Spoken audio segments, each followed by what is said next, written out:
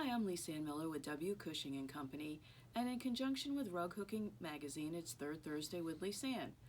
Welcome to May. Everything is blooming, so this is our Flower Power series. We're going to go over flowers, flowers, and more flowers. First, I want to make sure that you have the latest Rug Hooking Magazine. This is March, April, May, and look how colorful and beautiful the cover is. Wonderful job. Great articles in there. And we're going to go and have some fun today with all these rugs in front of me. And this is part one of a two-part series. Part one, we're going to go over and look at the different types of, from shading to primitive to somewhere in between watercolor. Next month, we're going to go over wools, and I'm actually going to dissect a pattern and show you how to lay wools for a fine shaded look, a watercolor look, and a primitive look. But go into your archives for a little bit. Rug Hooking has done some wonderful magazines in the past on flowers. This is June, July, and August in 2006. Great article, great look at the flowers. This one is June, July, and August. Oh no, this is not 2006. What is this? This is 2008. Should wear my glasses, huh? And this is the June, July, and August 2006. And this one is March, April, May 2013. So if these are in your archives, or you can purchase them through Rug Hooking Magazine if they have them, these are great archival issues. Just the covers alone are worth the purchase price, and then of course the articles that correspond. So great to dip into the archives once in a while, and these three are really great. So let's talk about flowers. We all have inspiration. This is the time you should be in your gardens, you should be mulching, which I'll be doing later today, and then you should also be taking pictures and storing them and sharing them like I do almost every day. Because that's how you get your inspiration, your color palette, everything you need. So let's go over some different types of flowers and how we do them, okay? Here we go. First one. This is Velcom. This is a Norwegian rug. It is, of course, a half round. This is rose mauling, R-O-S-M-A-L-I-N-G, rose mauling. And if you look at the flowers here, these flowers are very distinct. The colors match the rose mauling. They match all the rose mauling. So you have layers of colors in this one. And the layers of colors, there's 1, 2, and then 3 with this little salmon that equates back into here. You've got a green, a 3-color green center. This is not per se shaded or shaded in this way where they're interlocked. This is layered. The rose mauling is a layered color. They're not fingered. Nothing, it's not fingered in. And if you look here, it is layered in. The color is layered. We started with a aqua blue, a light blue, and then what I would call a forget-me-not blue. So the colors are layered. This is one way to hook a flower. Again, a good example of the layers is right here. You know, it starts with a yellow green, a darker green. We go into some apricot, but it's all done by layer. A great way to do it, a great way to practice. If you don't finger, this is a nice way, and this is how the rose mauling is done. And it's a beautiful piece, great to hook, but good practice. And you know, and we'll go over this, how to layer the colors in next month, but just wonderful. And the colors are picked from the rose mauling. So it makes your color palette pretty suggested for you, easy, great way to start with flowers like these. The next one, this is an old rug. This is a frost pattern. The rug itself, the pattern is old, not the rug. And this gives you a little bit about keeping your palette, your floral palette, simple. There are 4 colors in these roses. The 4 colors equate into the buds, but The key that makes this really look interesting, especially when doing buds. Yes, we have flowers we hook, but the buds are important because they equate back. They can detract from the flower, they can add to the flower. In this case, they add to the flower. If you notice, that goes from dark to light. It draws your eye down. This is a half-round rug.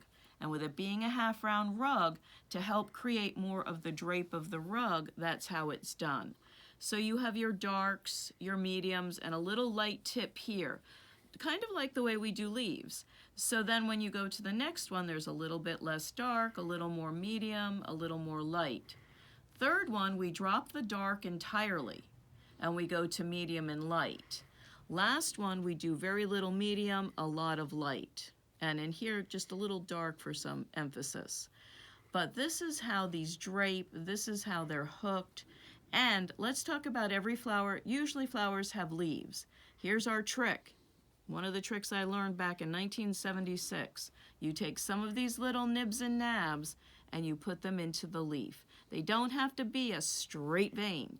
They can just be added in for color so that it ties all together. We've gone over roses many times, but this is the case where each one is somewhat different. This one focuses on the light, then goes to the medium and uses the dark for the highlight. This focuses on the dark. Okay, here's your darks, here's your mediums. Your mediums are very close to your darks in this, and then your lights are what draw your eye around, if you look at that. Great example. This one takes the medium values to a new level. So you have your darks to give your fingering, then your mediums. And a lot of medium is used in here, but then it's emphasized with light. So 3 different roses, 3 different color waves, all of them beautiful, but they all equate back to the buds. So this is another good piece if you've never conquered something quite like this, or if you have a lot of buds in a rug that you're hooking, how to make them emphasize and work within the rug. Well, I got a pile here for you, ladies and gentlemen. We have the Queen Anne oval. The Queen Anne oval was hooked by Joan Moshimer. This was featured in Ladies' Home Journal and Good Housekeeping. What I want to emphasize with the florals is the background plays a role, but what role do you want the background to play? We saw in the last one with the black, it played a significant role to make it dramatic. This is a yellow. This is a pale yellow, a neutral yellow. It is just there. It is an odd choice for a background, I'll agree with that, but it adds to 2 effects. It adds to the crewel, C-R-E-W-E-L, the crewel effect, which is what this rug has, and then it also allows medium values and darker values to play a role. A lot of times we lose out on medium values, but this does allow medium values such as in the tree, in the flowers, to play a role. It is a very calming rug, and the flowers here are crewel flowers, and the crewel flowers are hooked very differently. It's not primitive, it's not fine shading, it's not rose mauling, but somewhere in between. So let's start with a simple flower here. It's outlined in a gold that will stand up, or a very olivey gold that will stand up. And then they are layered in. These are not fingered in, they're layered in just like the rose mauling. And where she gets her pop of color for you to look at this little flower is the center. And the center plays a role in another flower, or in another flower down there. So this little flower here tells the tale that these 2 colors play somewhere else. And these are a constant. These are the constant in the rug. They are all throughout, the colors don't change, and they're there to draw your eye around the rug. Here we have beautiful, beautiful piece here. We start with dark, and we go to medium, we go to light, but we go back to medium. We use the light to draw your eye, then we go to a medium. Good use of color, good range of color. This is an outline in a medium to dark and then filled with a medium again. What I want to, and this is how a crewel flower would be hooked, and we'll go to that one shortly, but I want to focus a little bit on the crewel leaves. The crewel leaves, if you notice, are outlined in a dark, not an outline in fill. They're outlined on the outside, but soft here, so that they will drape out and they will envelope a medium value flower. Let's go to this one. Love this one. This one is fingered. You can see that they're done in back and forth, and it goes from light to medium dark to dark. And by doing that in the direction of hooking and fingering it, you do get the drape of this flower. Now the purple, of course, equates back to here, over to here. So the purple is added like I talked about the veins in the leaves. And then this is outlined to stand out because it would not stand out without the outline. So this is an outline and fill like a crewel piece. Here's another crewel flower. Again, it's layered, it's not fingered. Notice it's not outlined in dark. The medium value creates it. Love to do leaves this way. Love to do my leaves this way if you have a lot of leaves on a project. Here it's outlined to let the purple sit up. There you are. Last one we'll go over on this piece. Now this is how depth is created, and it's a simple way to create depth in a flower. It's also order of hooking, which we'll go over next month. You have your purples, which we have in all the other flowers. You have your darker purple, your lighter purple, but then we go right to dark again, and then we end with medium. So we have our golds in here, but we need this cup to cup. If this had been light, this could be dark, but this is dark, so we're going to cup it with just one row of light, very light. Then we go to light again, a little bit lighter, a little bit darker than the lightest light, and then we go to medium. And that creates your turn and your cup. So this is Queen Anne oval, and that's the crewel flowers. That aren't really cruel, they're beautiful. All right, let's go to something a little more primitive, or not as fine cut, wider cut. And this is the Burnham bedrock. This will fit a day bed, a sleigh bed, a fainting couch, which is what it was meant for. The original pattern is from the 1800s. And it is a fun rug to hook, but this is done in a 6. This is done in a 6 and some 5s. But here what's been done with these flowers is we've used outline, but not just outline and fill. We've used outline, we've used value, we've used texture with paisley. We've done all of that. So we'll look at a few of these flowers. The purple flower, the center picks up the line so it ties in. A little dot of color comes from the pot. And then the darker, this is a texture, the outline is a texture, the inside is a loose spot dye. So every petal is slightly different, but it does give you the turn, of course your direction of hooking helps, to go around. This, of course, is a primitive rose. The outlines were done in dark, the lines that were drawn on, and then a spot dye was used to fill in. I could have used paisley if I so chose, but I just chose a really dark texture and filled in. These little bibs and bobs here equate back to other flowers, but I wanted to pop it because I have paisley in the pot, so there's a piece of paisley hooked here just to give it a texture difference and a little pot. This is the same spot dye as this. Instead of just one row, we emphasized it with 2 rows. Then I went to an orangey color and a spot dye, and I did layer this in. This is all layered in.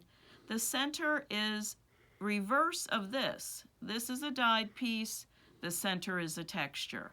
So by using texture and dyed, you can create dimension. The little bells, these are darker to equate to these, the texture, and then they're just capped light with light little pieces. You get that it's a bell, you get to see it, you get to see the dimension in it. This little flower here was very tricky. So we started with the flower. Again, this is a texture, this is a dyed piece, this equates to one of the borders. And so I popped these diamonds. So it just wasn't a daisy. I drew these little teardrops in, just like that, and I made it a bigger flower than it was, but it actually works very well, and being dark equates so you have a focal point in the rug. Last one on this I want to talk about is the tulip. Much like a fractal tulip, this is outlined. The outline is a dyed piece. The inside is a dyed piece on texture. So you get these little mottled looks that just add a softness to it. It's not a hard outline and fill. So this is a wider cut, a simpler cut, and I am going to go over one more thing because this is important on this one. Here I've outlined with this rope that goes around, or a vine, whichever you chose. I chose to outline with it. And then I chose to pick an over-dyed texture and just fill it in.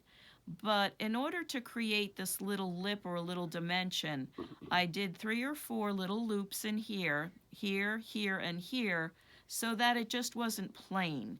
They don't have to be plain. You can add in little tail loops, tails here and there. I could have added some in here to give it other dimension. So while these are not fine cut, while these are a wider cut, you can still give them dimension. All right. Bed rug is heavy. Let's go to Posy Cottage. You've seen this before, the rug before most likely. But I want to go over it. This is a great, this is a great practice piece. Besides being a very cute pattern, you have your puppy in the front, you can change it to a cat, you can change it to a horse, whatever you would like to suit you. But this is how you practice your primitive roses. You have a whole ring of primitive roses that you can hook in 1,000 different ways. You can use mixed media like sari silk and then use a dark and a medium. You can use a dark texture and go with mediums and lights.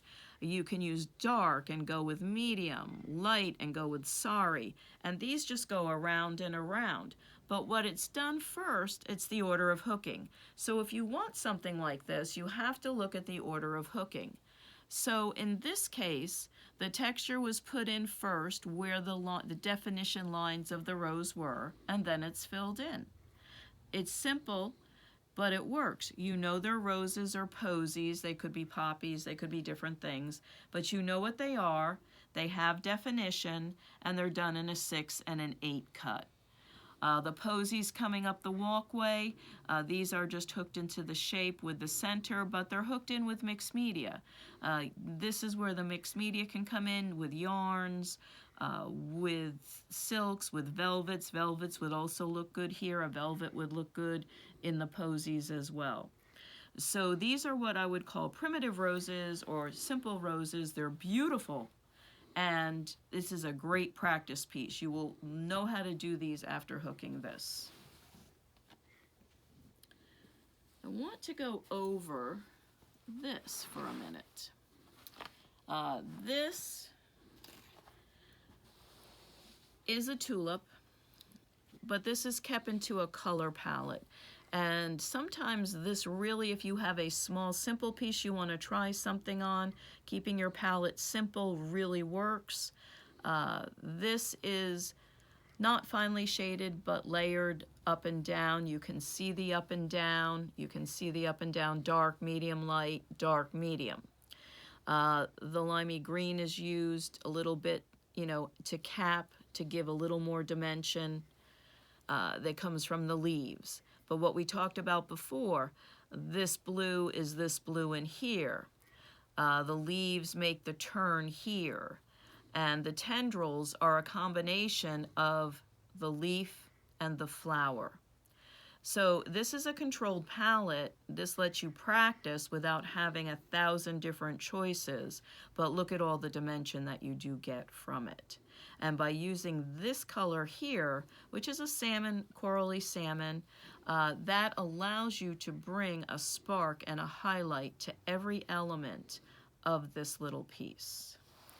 So this is a great example, a great piece to try, and one of our patterns, just a wonderful, wonderful piece. That being said, we're going to go to the rose. And the rose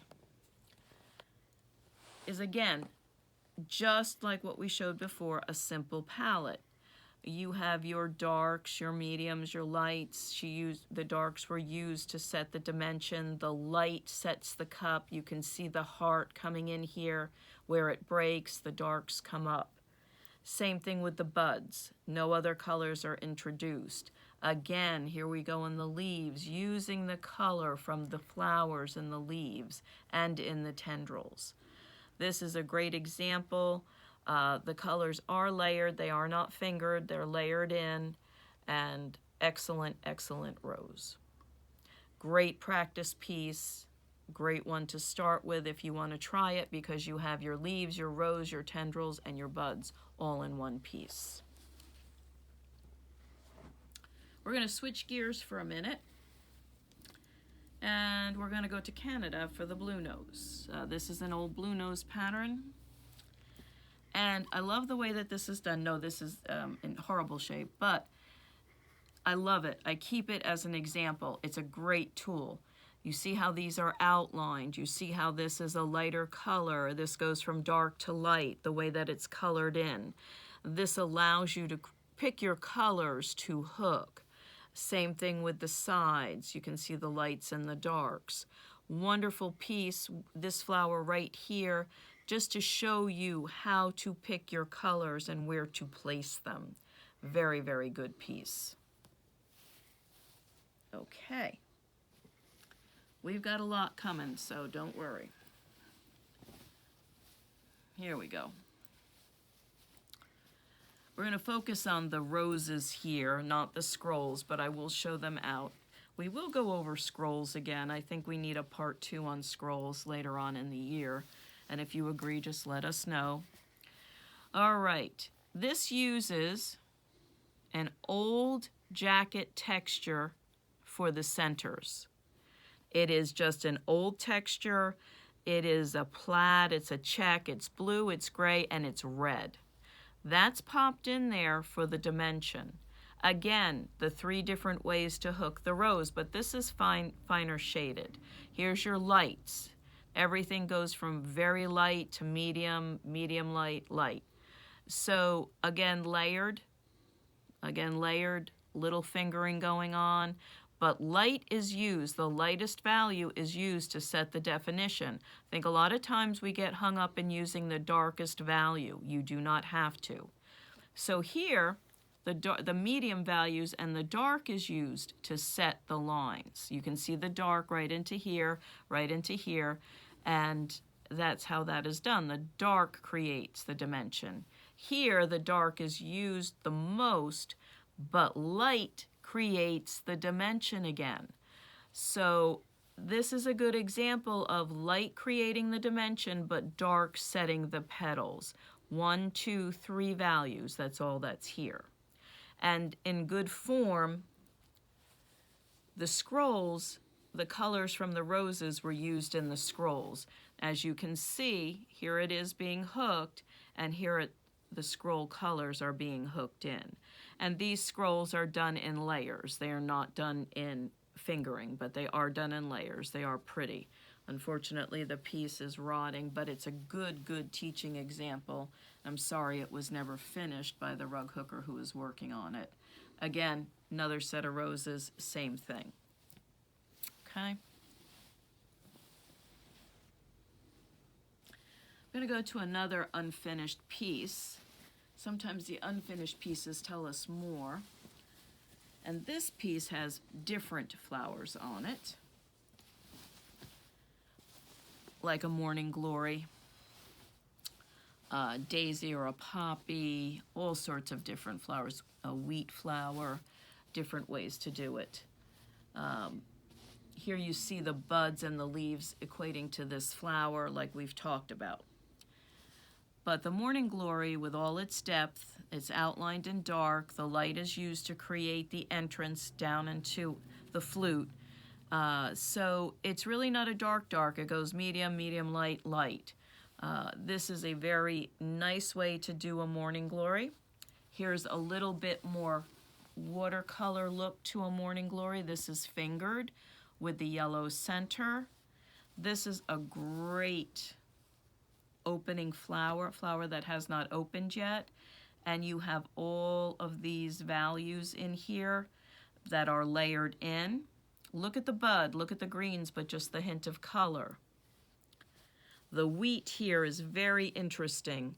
These are done in textures, but what you really see is the lights going up in these V's, and that creates the wheat. Here, the light creates. And look at this. This is just a gorgeous, gorgeous one right there.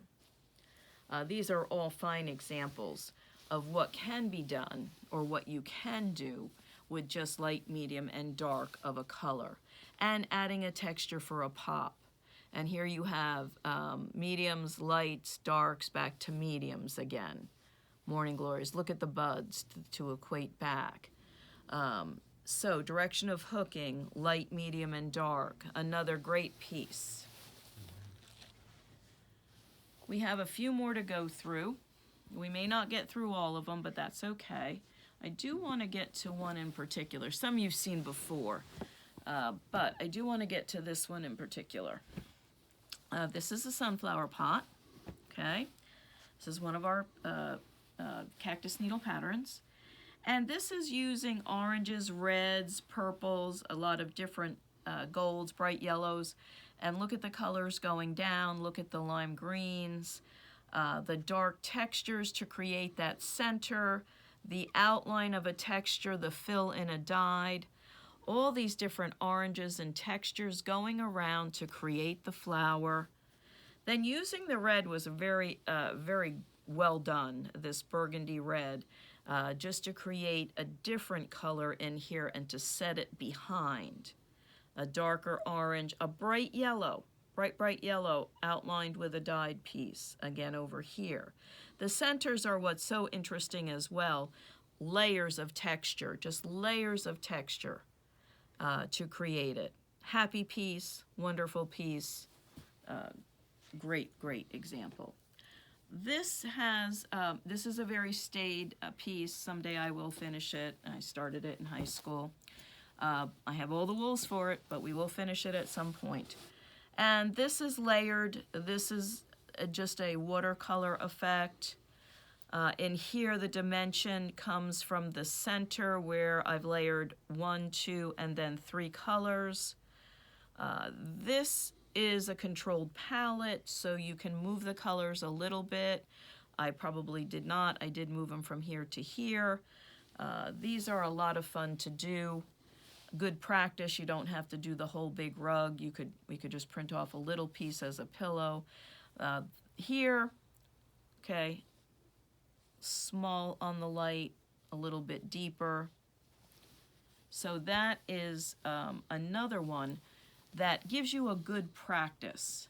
It really does give you a good practice, good on leaves. And I don't remember the name of this, so I'm going to look it up. This is, and we can, this is Dowry Needlepoint. Dowry Needlepoint. And in here, equating back to the flowers, here's the tulip, etc. If I were to hook these today, they wouldn't have as much light. But when you're in high school, you don't know the difference in flowers a lot. Okay, another great piece. Look at the flower just by direction of hooking and texture, the way the texture's cut. Great flower. Had to put this in because it's a wonderful flower. It does its job. It looks great, but just with a wide cut texture and a beautiful center color. Okay. Let's go to the bottom one. Let's go to the bottom one. All right, bottom one here. This gives you an idea, and this will probably appear when we talk about scrolls because these are unique scrolls. I like the way that the calla lilies are done on this. This is why I pulled this one. So we have white. White used to be, a white swatch used to entail white, green to gray, and that's what this is. And you have your whites, you have your pale greens, you have your gray. Gray in this case, or a gray-green, is what creates the depth. It's unusual, but it equates back to the background. Again, background is important. This is a light background. And you can see how she used that gray-green to make the depth of the calla lily. And she used light a lot on this piece to create the dimension that she wanted in her rug. This is not fingered, this is layered in, and as you can even tell from the bells, she uses white, and over here in the blue, she uses a cream to create depth. This rug hooker chose to use light to create depth, and she used all her colors in her leaves from her rug. All the leaves are different, but they all work because the colors are in the rug. All right, let's go over to this one. Okay, this one is a mirage of flowers, from pansies to roses. It's almost a poinsettia to water lilies. The water lily is beautiful, to the bells. I want to focus on, we've done enough roses, on the pansies, especially these down here. 3 values and how they're separated. How the little pieces of dark come in to create, you know these are pansies because of their faces. Pansies are out here right now. It's a good time to get your camera, take a lot of pictures to see how the colors play. The little bells here, this is a little different. She's used dark and medium to create the bell, then finished off with light. But she uses a dark and a medium to create the bell. Excellent job. The water lily is done excellent. Again, she uses dark to create depth, but she uses light to put the front in. This is absolutely stunning. And it's light that creates it down to a medium. The center is what creates the depth, going from the browns to the yellows. This is a great, great piece with many different flowers. And you can keep looking at it all day long. Again, look at the leaves. All the colors from the flowers are in the leaves. That's a unifier. A light background, which makes it very stunning. The white rose is done to like the lilies were done, with the blues and the greens, but she still got such depth with it. All right, we have a few more, and then we'll table it till next time. I do want to go over this one. This is another great piece. This is Blue Nose from Canada. And I love the way that this rose is colored. It shows you where to put the colors. Where's your dark? Where's your medium? Where's your light? This is a great example. Look at the way the bud is colored. The way the leaves are two-tone. Even the bell is reverse of what a lot have done. It's dark to light. It gives you a suggestion. It doesn't tell you it has to be this way, but it gives you a suggestion. Love the Blue Nose. Love this product from Canada. And this is why you can see how to do it. Love it. Okay. A few more. This is a quick one. I wanted to go over this when we use more than one color or shades of a color. Let's go with the big one. The big one in the center. We are using, here we're using lights and brights. In here, outline with the lights, and then it goes from dark to medium to light to very light. But then the center is a red. And the red follows the blue on this when you really look at it. She didn't reverse it. It's not dark, medium, light. She did it the same as the blue to create a center. And you can tell on this one, how much it cups because it relates to the blue. Very well done. Good example. We don't see many examples of this. And she didn't reverse the value order. And by not reversing the value order, she still created great depth. Another UFO. Okay, this is a very primitive old piece. And it is not in the greatest of shapes, but you know, you gotta, sometimes you just gotta keep them for prosperity. Obviously, she's a packer. For those that pack, we won't get into that. You know who you are. But again, the white swatch, you can still tell this is a pansy. This is a very, very old rug. These are hand-cut or torn little pieces of different fabrics. It's not all wool. She used what she had, but she still had it correct. This is a simplified version, and even the lily, how she got the depth in there. The rose, you know it's a rose. The bud is sculpted, so, or just packed. I'm sorry, not sculpted, just packed. This is what happens when you pack. So, again, a simple version. She had enough to put all the spare parts, all the nibs and nabs from her flowers in her leaves. And that's a good, simple piece. These old pieces provide us some really interesting things. This is the rug that I showed you earlier, but it's done in a wider cut. Okay, it's exactly the same rug, but done in a wider cut. Here's the bells. Beautiful rug, wider cut, little bit different feel, but still beautiful. Still has the dimension. We'll come back to these two rugs next month, so I won't spend a lot of time on them now. They'll be our basis for next month when we're doing colors and hooking. But they're the same exact rug, two different size cuts. Okay. Last rug. Yes, another beautiful set of scrolls done in paisley. But this is where the background was very pale and the colors have faded. Let's look at this from the back. This is not a new piece. Let's look at this from the back. The story is from the back. But the background is light and a medium, okay? And the reason is the light was too light against her flowers. So she came in with a medium yellow and used that. But from the back of the rug, you can see how it was hooked and how the bells were hooked, how the calla lilies were hooked, how she put the tendrils in and then just filled in. So sometimes when you have an old rug, or if you have old rugs in your collection, turn them to the back, you see the true color, you see how it was put in. You see how it was put in.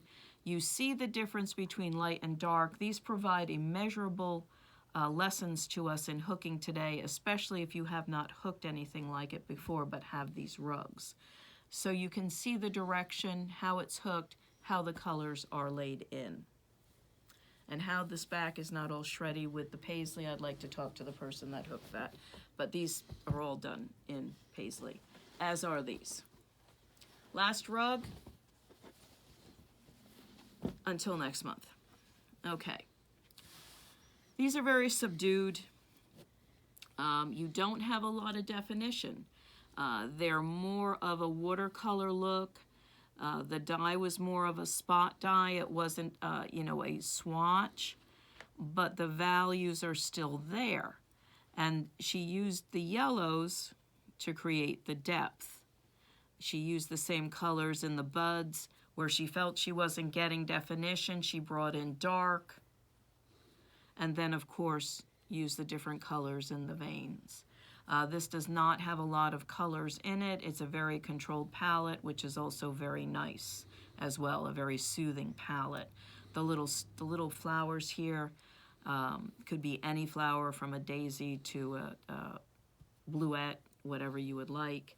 And then she used these colors out here. Instead of bringing this out and making it heavy, she made the corners light. So we'll end on this one. It's a beautiful piece. It's done. This is the original colors. Let's flip it. It's an old rug. And you can see how it's hooked, where the darks are put, where the mediums and light, and how she used just a little sliver of dark around here to create the cup.